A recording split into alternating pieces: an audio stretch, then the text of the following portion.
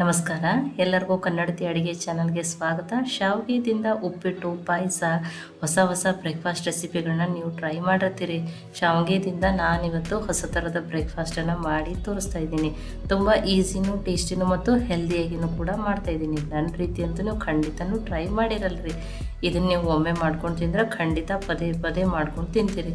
ಒಂದೇ ಥರದ ಬ್ರೇಕ್ಫಾಸ್ಟ್ ತಿಂದು ಬೋರ್ ಆಗಿತ್ತಂದ್ರೆ ಈ ಹೊಸ ರೆಸಿಪಿಯನ್ನು ನೀವು ಖಂಡಿತನೂ ಟ್ರೈ ಮಾಡ್ಬೋದು. ಮಕ್ಕಳಿಗೆ ಲಂಚ್ ಬಾಕ್ಸಲ್ಲಿ ಕೂಡ ಹಾಕಿ ಕೊಡ್ಬೋದು. ನನ್ನ ರೀತಿಯಲ್ಲೊಮ್ಮೆ ಟ್ರೈ ಮಾಡಿ ನೋಡಿರಿ.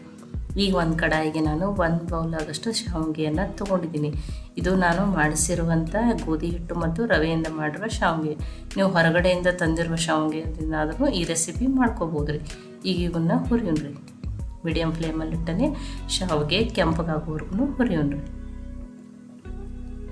ನೋಡಿ, ಈಗ ಸ್ವಲ್ಪ ಕಲರ್ ಚೇಂಜ್ ಆಗ್ಲಿಕ್ಕತ್ತದ ರೀ. ನೋಡಿ, ಈಗ ಕೆಂಪಗಾಗ್ಯಾವ. ಇಷ್ಟು ಹುರಿದ್ರೆ ಸಾಕ್ರಿ. ನೋಡಿರಿ, ಇವು ಕರೆಕ್ಟಾಗಿ ಹುರಿದವ್ರಿ. ತುಂಬ ಕೆಂಪಗೂ ಮಾಡೋದು ಬೇಡ್ರಿ, ಮತ್ತು ಟೇಸ್ಟ ಚೆನ್ನಾಗಿರಲ್ರಿ. ಇವು ಕರೆಕ್ಟಾಗಿ ಹುರಿದವ್ರಿ. ನಾನು ಗ್ಯಾಸನ್ನು ಆಫ್ ಮಾಡ್ತೀನಿ. ಇದನ್ನು ಒಂದು ಪಾತ್ರೆಗೆ ಹಾಕೋತೀನಿ ರೀ. ನೋಡಿ, ಹುರಿದಿರೋ ಶಾವಿಗೆನ ನಾನು ಇದರಲ್ಲಿ ಹಾಕೋತೀನಿ ರೀ. ಇದು ಒಂದು ಸ್ವಲ್ಪ ಹೊತ್ತು ಆರಲಿ ರೀ. ಅನ್ಕತಕ್ಕ ನಾನು ಇದನ್ನು ಸೈಡಿಗೆ ಇಡ್ತೀನಿ ರೀ, ಆಮೇಲೆ ಯೂಸ್ ಮಾಡ್ತೀನಿ. ಈಗ ಅದೇ ಕಡಾಯಿಗೆ ಅದೇ ಯಾವ ಬೌಲು ಶಾವಿಗೆ ತೊಗೊಂಡಿನ ಅದರಲ್ಲೇ 1 ಬಟ್ಲಾಗಷ್ಟು ನಾನು ಸಣ್ಣ ರವೆ, ಏನು ಉಪ್ಪಿಟ್ಟು ರವೆ ಅಂತೀವಲ್ಲ ರೀ, ಅದನ್ನು ತೊಗೊಂಡಿದ್ದೀನಿ. ಅದನ್ನು ಹುರಿಯೋಣ್ರಿ. ಈಗ ಉಪ್ಪಿಟ್ಟು ಮಾಡ್ಕೊಳಕ್ಕೆ ನಾವು ಹೆಂಗೆ ಹುರಿತೀವಲ್ಲ ಅದೇ ರೀತಿ ಇದನ್ನು ಹುರಿಯೋಣ್ರಿ. ರವೆ ಎಳ್ಳಿನ ಥರ ಆಗಬೇಕು, ಅಷ್ಟನ್ನಿಟ್ಟೆ ಮೀಡಿಯಮ್ ಫ್ಲೇಮ್ದಲ್ಲಿಟ್ಟೇ ಹುರಿದಿದ್ದೀನಿ ರೀ. ನೋಡಿ, ಒಂದು 2 ನಿಮಿಷ ಹುರಿದಿದ್ದೀನಿ. ನೋಡಿರಿ, ರವೆ ಚೆನ್ನಾಗಿ ಹುರಿದದ. ನೋಡಿ, ಈ ಥರ ಎಳ್ಳಾದರೆ ಸಾಕ್ರಿ. ಈಗ ಇದು ರವೆ ಕರೆಕ್ಟಾಗಿ ಹುರಿದದ್ರಿ. ಇದನ್ನು ನಾನು ಗ್ಯಾಸ್ ಆಫನ್ ಮಾಡ್ತೀನಿ. ಇದನ್ನು ಒಂದು ಪ್ಲೇಟಿಗೆ ಹಾಕೋತೀನಿ ರೀ. ನೋಡಿ, ಈಗ ಶಾವಿಗೆ ಆರ್ಯದ್ರಿ. ಇದಕ್ಕೆ ನಾನು ಆ ಹುರಿದಿಟ್ಕೊಂಡಿರುವಂಥ ರವೆನ ಹಾಕ್ತಾಯಿದ್ದೀನಿ ರೀ. ಅದನ್ನು ಮಿಕ್ಸ್ ಮಾಡೋಣ್ರಿ. ನೋಡಿ, ಈಗ ಇದು ಮಿಕ್ಸ್ ಆಗ್ಯದ. ಇದಕ್ಕೆ ನಾನು 1 ಬಟ್ಲು ಅಥವಾ 1 ಬೌಲ್ನಷ್ಟು ಸಪ್ಪಗಿರೋ ಮೊಸರನ್ನೇ ಹಾಕ್ತಾಯಿದ್ದೀನಿ. ಹುಳಿ ಮೊಸರು ಬೇಡ. ಮನೇಲಿ ಮಾಡಿರೋದಾದರೆ ಹಾಕ್ರಿ, ಆದರೆ ಹೊರಗಡೆಯಿಂದ ತಂದಿರೋದಾದರೆ ಹಾಕ್ರಿ, ಆದರೆ ಹುಳಿ ಮೊಸರು ಹಾಕಬೇಡ್ರಿ. ಇದನ್ನು ಮಿಕ್ಸ್ ಮಾಡೋಣ್ರಿ. ಫಸ್ಟ್ ಮೊಸರಲ್ಲಿನೇ ಇದನ್ನು ಮಿಕ್ಸ್ ಮಾಡ್ಕೊಳ್ಳೋಣ್ರಿ.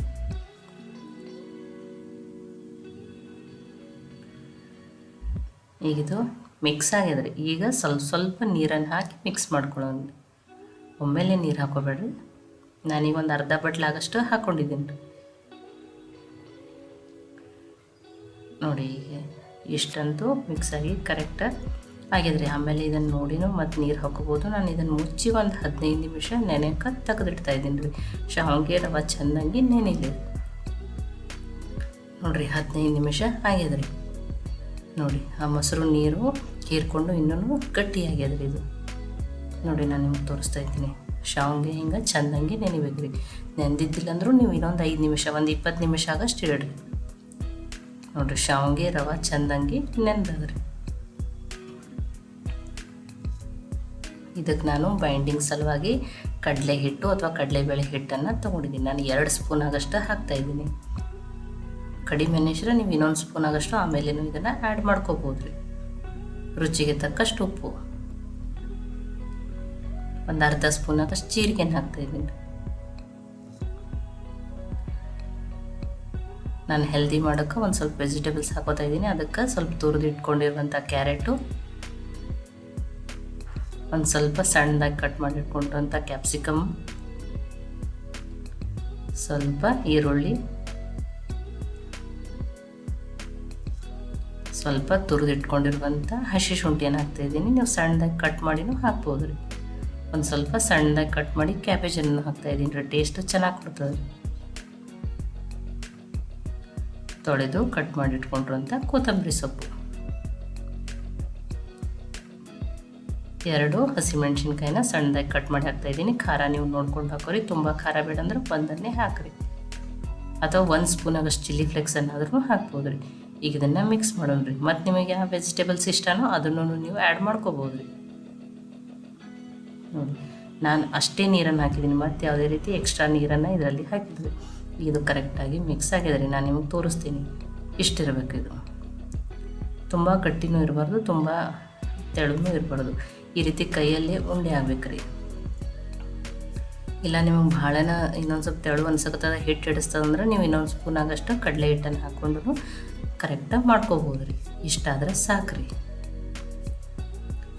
ನಾನು ಈ ಬ್ರೇಕ್ಫಾಸ್ಟನ್ನು ಸೋಡಾ ಹಾಕ್ತೇನೆ ಮಾಡಿ ತೋರಿಸ್ತಾ ಇದ್ದೀನಿ ರೀ. ಈಗ ಇದು ಕರೆಕ್ಟಾಗಿ ರೆಡಿ ಆಗಿದೆ ರೀ.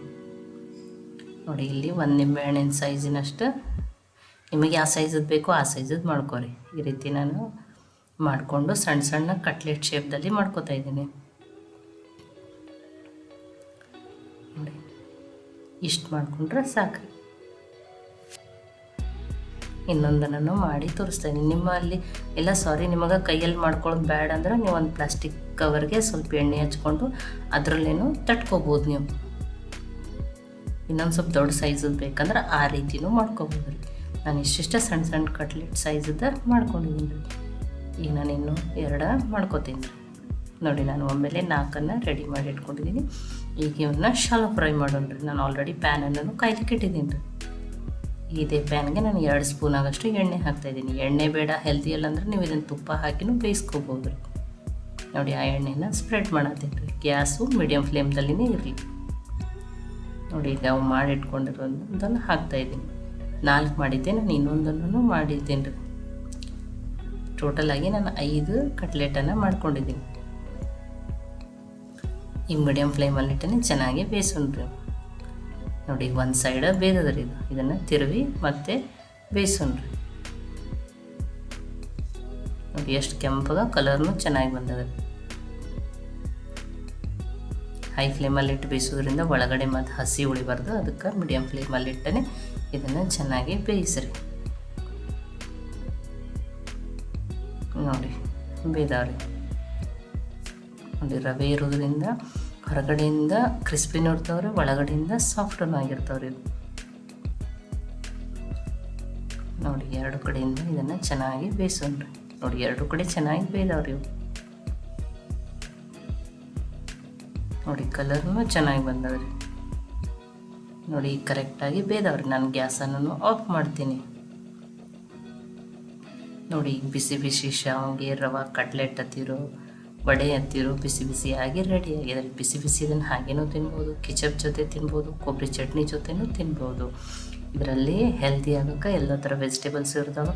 ಯಾವ ಮಕ್ಕಳು ವೆಜಿಟೇಬಲ್ಸ್ ತಿನ್ನಲ್ಲೋ ಈ ರೀತಿ ಮಾಡಿಕೊಟ್ರೆ ಅದನ್ನು ತುಂಬಾ ಒಳ್ಳೆಯದ್ರಿ. ಮಕ್ಕಳಿಗೆ ಲಂಚ್ ಬಾಕ್ಸಲ್ಲಿ ಕೂಡ ಹಾಕ್ಕೊಡ್ಬೋದು. ಒಂದೇ ಥರದ ಬ್ರೇಕ್ಫಾಸ್ಟ್ ತಿಂದು ಶಾವಿಗೆದಿಂದ ನಿಮಗೆ ಬೋರ್ ಆಗಿತ್ತಂದರೆ ಈ ಹೊಸ ರೆಸಿಪಿಯನ್ನು ನೀವು ಖಂಡಿತನೂ ಟ್ರೈ ಮಾಡ್ಬೋದು.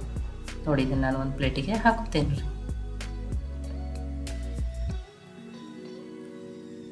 ನೋಡಿರಿ ಕಲರೂ ತುಂಬಾ ಚೆನ್ನಾಗಿ ಬಂದದ್ರಿ.